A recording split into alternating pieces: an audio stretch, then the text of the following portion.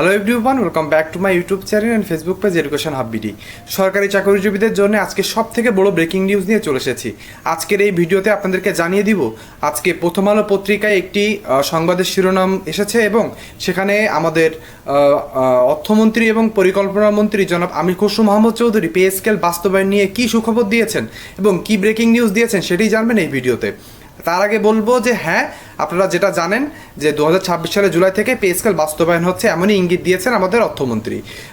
তাছাড়া সর্বশেষ কী কী আপডেট জানতে পারবেন এই ভিডিওতে সেটি থাকছে আপনার কম্পিউটার স্ক্রিনে। প্রথমে আপনি জানবেন প্রথম আলোকে অর্থমন্ত্রী পে স্কেল বাস্তবায়ন নিয়ে কী বলেছেন, কী ব্রেকিং নিউজ দিয়েছেন। দ্বিতীয় অংশে থাকবে বাজেটে কত টাকা বরাদ্দ থাকবে এবং বাস্তবায়ন পরিকল্পনা কেমন হবে নবম পে স্কেলের। তৃতীয় ভাগে থাকবে নবম বেতন কমিশনের সুপারিশ অনুযায়ী বেতন কত হবে এবং কত শতাংশ বৃদ্ধি পাবে। এবং চার নম্বরে থাকবে পেনশনভোগীদের কী কী সুবিধা ও ভাতা বৃদ্ধির সুপারিশ করা হয়েছে।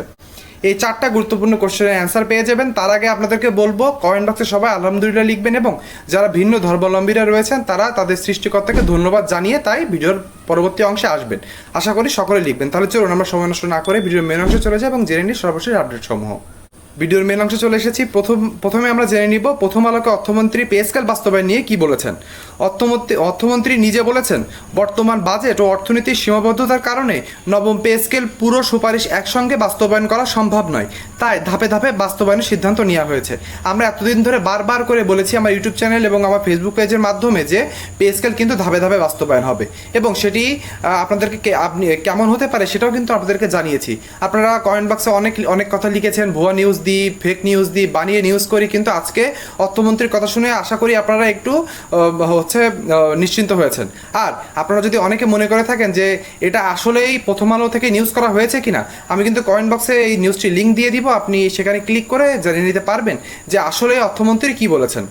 তারপরে আছে তিনি বলেছেন দেশের অর্থনৈতিক অবস্থা এখন চাপের মধ্যে রয়েছে, রাজস্ব আদায় জিডিপির তুলনায় অনেক কম, বাজেট ঘাটতি ও আর্থিক সীমাবদ্ধতা রয়েছে। তিনি আরও বলেছেন যে পুরো বেতন কাঠামো একসাথে বাস্তবায়ন করলে বড় অঙ্কের অর্থ প্রয়োজন হয়।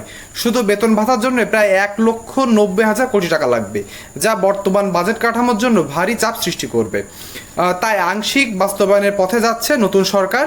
প্রথম অর্থ বছরে 2026-27 অর্থ বছরে 50% বেতন বৃদ্ধির পরিকল্পনা নেওয়া হয়েছে এবং পরের অর্থ বছরে 50% এবং তারপরের অর্থ বছরে এসব বাদবাকি ভাতা এবং অন্যান্য যে সুযোগ সুবিধা রয়েছে এভাবে কিন্তু পে স্কেল বাস্তবায়ন হতে চলেছে, এমনই কিন্তু জানিয়েছে প্রথম আলো। তারপরে বলা হয়েছে অর্থমন্ত্রী যে ইঙ্গিত দিয়েছেন, অর্থাৎ অর্থমন্ত্রীর কাছে জানতে চাওয়ার ফলে অর্থমন্ত্রী যে কথাগুলো বলেছে, অর্থমন্ত্রী বলেছে সরকার ধাপে ধাপে বাস্তবায়নকেই বাস্তবসম্মত মনে করছে। সীমিত রাজস্বের কারণে কাটছাট করেও অগ্রাধিকার ঠিক করা হচ্ছে। অর্থাৎ আপনারা বুঝতে পারছেন যে বাজেট যেহেতু 35,000 কোটি টাকার কাছাকাছি নেওয়া হচ্ছে, এজন্য এখানে কিছু সীমাবদ্ধতা রয়েছে। আমরা যতটুকু যা বুঝতে পেরেছি যে জাতীয় বেতন কমিশন কর্তৃক যে চূড়ান্ত রিপোর্টটি রয়েছে সেখানে অল্প কিছু কাটছাট করেই কিন্তু পে স্কেল বাস্তবায়নের দিকে যাচ্ছে নতুন সরকার। আপনারা আশা করি জেনে গিয়েছেন যে নবম পে স্কেল জুলাই থেকে আসছে, এখানে আর কোনো দ্বিমত নেই। আশা করি আপনারা বুঝতে পেরেছেন এই এডুকেশন হাব বিডি চ্যানেলটি কোনো ফেক নিউজ দেয় না। আমি ইনসাইডার নিউজ এবং সংশ্লিষ্ট সূত্রের মাধ্যমে যে সকল নিউজ পেয়ে থাকি সেটাই কিন্তু আপনাদের কাছে শেয়ার করি। তাহলে আমরা পরে চলে যাব আর কি ইঙ্গিতের মাধ্যমে আমরা বুঝতে পারছি নবম পে স্কেল আসবে। সেটা হলো হঠাৎ পরিচালন ব্যয় বৃদ্ধি। হ্যাঁ, কালকে অর্থাৎ পরশুদিন 21শে জুন কিন্তু আমাদের আমির খসরু মাহমুদ চৌধুরী তিনি অর্থমন্ত্রী এবং পরিকল্পনা মন্ত্রী তিনি কিন্তু বাজেট তুলে ধরবেন অধিবেশনে। তার আগে হঠাৎ করে যে বাজেট ধরা হয়েছিল সেখানে আবার 7,000 কোটি টাকা বাড়ানো হয়েছে। দেখেন এখানে বলা হয়েছে পে স্কেল বাস্তবায়নের প্রভাব সম্পর্কে কি বলা হয়েছে। দেখেন পে স্কেল বাস্তবায়নের প্রভাবে বলা হয়েছে নবম জাতীয় পে স্কেল বাস্তবায়নের প্রস্তুতির কারণে অতিরিক্ত ব্যয় যুক্ত করা হয়েছে। প্রথম ধাপ বাস্তবায়নে আনুমানিক 37,000 কোটি টাকা অতিরিক্ত প্রয়োজন হবে। বেতন কাঠামোর পরিবর্তন বাজেট হিসাবকে বড়ভাবে প্রভাবিত করছে। বাজেট কাঠামো এডিপি তুলনা প্রাথমিকভাবে পরিচালন ব্যয় ধরা হয়েছিল 6,30,000 কোটি টাকা, এডিপি বা উন্নয়ন ব্যয় ধরা হয়েছে 3 লাখ কোটি টাকা। পরিচালন ব্যয় এডিপির তুলনায় দ্বিগুণে বেশি হয়ে যাচ্ছে, অর্থাৎ সরকার যে উন্নয়নমূলক কাজ হাতে নিয়ে থাকে তার ব্যয় প্রায় 3 লাখ টাকা এবং সরকারের যে পরিচালন ব্যয় আছে যেখান থেকে সরকার নিজে পরিচালন হয় এবং সরকারি বিভিন্ন প্রতিষ্ঠানকে পরিচালনা করে এবং সরকারি চাকরিজীবীরা কিন্তু এখান থেকে সুযোগ সুবিধা ভোগ করেন, সেটার ব্যয় প্রায় দ্বিগুণ হয়ে গিয়েছে এডিপির তুলনায়, এটা কিন্তু জানানো হয়েছে। ভিডিওর এই অংশে এসে আপনি এখানে একটি ছবি দেখতে পাচ্ছেন। এখানে বলা হয়েছে আমার ইউটিউব চ্যানেল থেকে যারা ভিডিও দেখে থাকেন তার প্রায় 75% মানুষ আমাদের ইউটিউব চ্যানেলটিকে সাবস্ক্রাইব করেন না। অন্যদিকে আপনি এখানে আমার একটি ছবি দেখতে পাচ্ছেন যেখানে আমার ফেসবুক পেজে ছবি দেওয়া রয়েছে। আপনারা জানেন যে আমার এই ফেসবুক পেজ বা ফেসবুক রিলস থেকে বা গ্রুপ থেকে যারা ভিডিও দেখে থাকেন তার প্রায় 95% মানুষ আমার এই ফেসবুক পেজটিকে ফলো করেন না। আপনি যদি পে স্কেল সংক্রান্ত সত্য আপডেট, শেষ পর্যায়ে সরকার কিভাবে বেতন কাটছাট করতে পারে, কতটুকু বেতন বাড়তে পারে কমতে পারে, জাতীয় বেতন কমিশন কর্তৃক যে চূড়ান্ত রিপোর্ট রয়েছে সেগুলো জানতে হলে অবশ্যই আমার ইউটিউব চ্যানেলটি সাবস্ক্রাইব করে দিতে হবে এবং আমার ইউটিউব চ্যানেলটি আমার ফেসবুক পেজটিকে ফলো করে দিতে হবে। আর একটা বলা হয়েছে, এবার চলে আসবো দ্বিতীয় অংশে। সেখানে বলা হয়েছে বাজেটে কত টাকা বরাদ্দ পরিকল্পনা করা হয়েছে এবং বাস্তবায়ন পরিকল্পনা কি নিচ্ছে নতুন সরকার।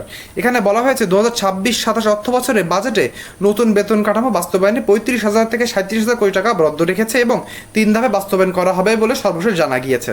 আপনারা জানেন, তাও একবার জানিয়ে দিই, 2026-27 অর্থ বছর অর্থাৎ এই 2026 সালের জুলাই থেকে আপনার বেসিকের 50%, 2027 সালের জুলাই থেকে আপনার বেসিকের বাকি 100% এবং 2028 সালের জুলাই থেকে আপনি যে সকল ভাতা রয়েছে অর্থাৎ চিকিৎসা ভাতা, বাড়ি ভাড়া ভাতা, যাতায়াত ভাতা, টিফিন ভাতা সহ আরও আনুষঙ্গিক যে ভাতা রয়েছে সেগুলোর সুযোগ সুবিধা আপনি পাবেন 2028 সালের জুলাই থেকে। এভাবেই কিন্তু নবম পে স্কেল বাস্তবায়ন হতে চলেছে। আমরা চলে আসবো পরের ধাপে। সেখানে বলা হয়েছে যে নবম বেতন কমিশনের সুপারিশ অনুযায়ী বেতন কত এবং কত শতাংশ বৃদ্ধি হবে। আমি এখানে আপনাদেরকে একটু আলোচনা করব যে সুপারিশ কেমন ছিল এবং বেতন কেমন হতে পারে এবং শেষ অংশে এসে আপনাদেরকে একটু জানিয়ে দিব যে জাতীয় বেতন কমিশন কর্তৃক যে চূড়ান্ত রিপোর্টটি রয়েছে সেটি 50% হারে বাস্তবায়ন করলে আপনার বেতন কেমন দাঁড়াবে। দেখেন, এখানে বলা হয়েছে নবম বেতন কমিশন বর্তমান বেতন কাঠামোতে 100% থেকে 140% পর্যন্ত বেতন বৃদ্ধির সুপারিশ করেছে। গ্রেড সংখ্যা আমরা জানি 20টি বহাল রেখেছে, যদিও আমার সরকারি চাকরিজীবীদের থেকে অনেক আশা আকাঙ্ক্ষা ছিল যে গ্রেড সংখ্যা কমিয়ে আনা হবে। আমরা জানি গ্রেড সংখ্যা কমিয়ে আনলে কিন্তু অটোমেটিকলি বৈষম্য কমে যাবে, কিন্তু সরকার যেহেতু আমাদের অন্তর্বর্তীকালীন সরকার যেহেতু 20টি গ্রেডই রেখে গিয়েছে, সেভাবেই কিন্তু নতুন সরকার 20টি গ্রেডে পে স্কেল বাস্তবায়নের পরিকল্পনা নিয়েছে। সর্বনিম্ন বেতন 8,250 টাকা থেকে 20,000 টাকার প্রস্তাবনা দেওয়া হয়েছে এবং সর্বোচ্চ বেতন 78,000 টাকা থেকে 1,60,000 টাকা করার কথা বলা হয়েছে এবং বিশেষ গ্রেড অর্থাৎ সিনিয়র সচিব ও উচ্চ পদস্থতার জন্য আলাদা একটি অতিরিক্ত ধাপ বৃদ্ধির প্রস্তাব করা হয়েছে। তার মানে আপনি বুঝতে পারলেন যে পে স্কেল বাস্তবায়নে কিন্তু একেবারে কাজ শেষ পর্যায়ে রয়েছে। আপনারা জানেন যে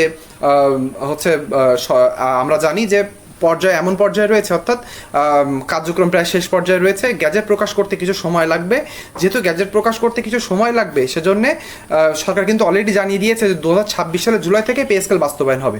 আমি ধরে নিলাম এই পে স্কেলটি বাস্তবায়ন হতে আপনার 2026 সালের সেপ্টেম্বর চলে আসলো, তাহলে আপনি জুলাই আগস্ট এই 2 মাসের বেতন কিন্তু আপনি বকেয়া আকারে পেয়ে যাবেন। এভাবেই কিন্তু সরকার চেষ্টা করছে পে স্কেল বাস্তবায়ন করার। এখন আমরা চলে আসবো শেষ অংশে।